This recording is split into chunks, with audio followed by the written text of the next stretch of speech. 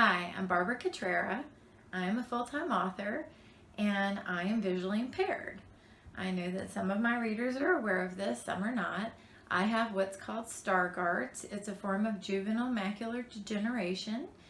Basically, I have no central vision, so I see almost sparkling, glittering stars all of the time in the center of my vision.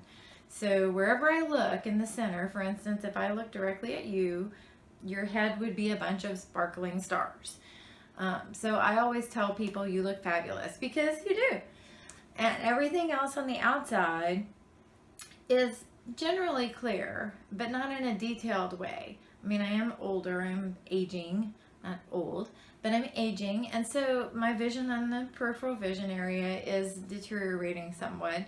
But in other words, it's pretty good. I mean, I could definitely function out of my peripheral vision, especially to navigate and to do other things. But detail work can be challenging. So I use tools like I have a program on my computer, which I'll show you another time, called Zoom Text, that magnifies and speaks. And I use that every day to write my novels, to navigate the internet, to use Facebook and social media and everything else. So that is a wonderful tool. I have a handheld electronic magnifier I will show you in the future as well as this lovely clear view right here from Optilac, which actually takes a picture of printed materials. It doesn't do handwritten, but printed materials, and it will actually magnify it, but it will also read it to me, which is fantastic. It's a godsend. I mean, anything you have, even the little bump dots, it's a type of thing. It's just a little clear dot, or maybe a color dot. You can put it on your keyboard or your microwave, so you don't have to be trying to.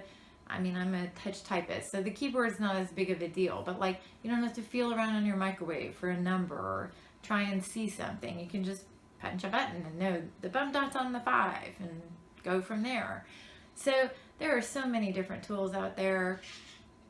I have been visually impaired now for almost 25 years, actually more than 25 years, and my eyesight went gradually. I lost it gradually, which was great. I was able to adapt a lot more easily that way because there weren't a lot of services in Louisiana where I was living for most of that time period.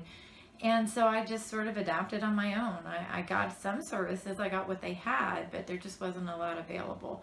When I moved to Florida about 12 years ago, I found out there was so much out there I wasn't even aware of. It was amazing, and that's where I found a lot of the things that I use today. I did have Zoom Text in Louisiana, but I had to travel to New Orleans, an hour away from where I lived, in order to see it and for me to get it. Nowadays, that's not the case. I mean, times have changed, thank goodness, and hopefully every state has changed in that way.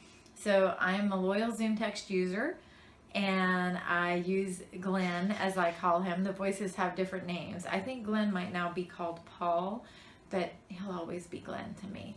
So I prefer Glenn, and I just live my life. I'm just like everybody else. I use a cane now. I started using that a couple of years ago.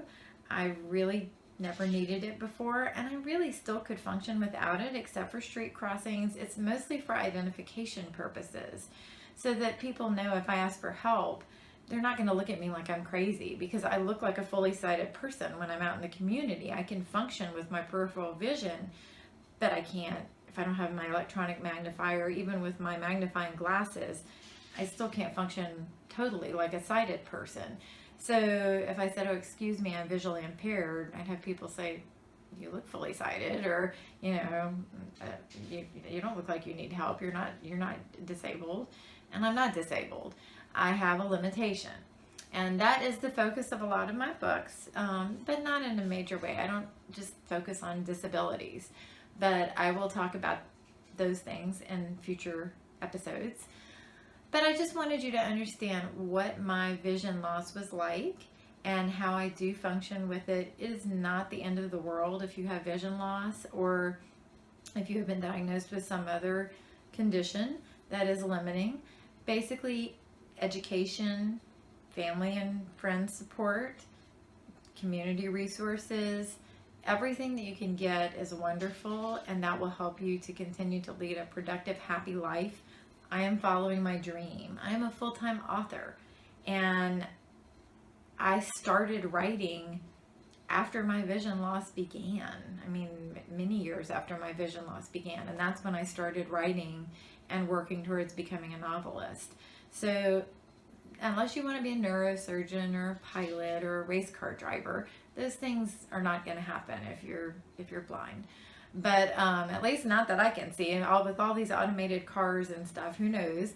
I can't wait for that. Having an automated car, I will be able to go places by myself without having to walk and catch the bus or get a ride, or my husband the chauffeur, or my son whenever he's home. I will be so on that. I will be at the car dealership the next day once those cars are available and safe and all that. But for now, they're not. So you deal with it. And I make the most out of every day and what I do have, and I'm very thankful for what I have. And I hope that you are too, and I will talk with you soon. Happy reading.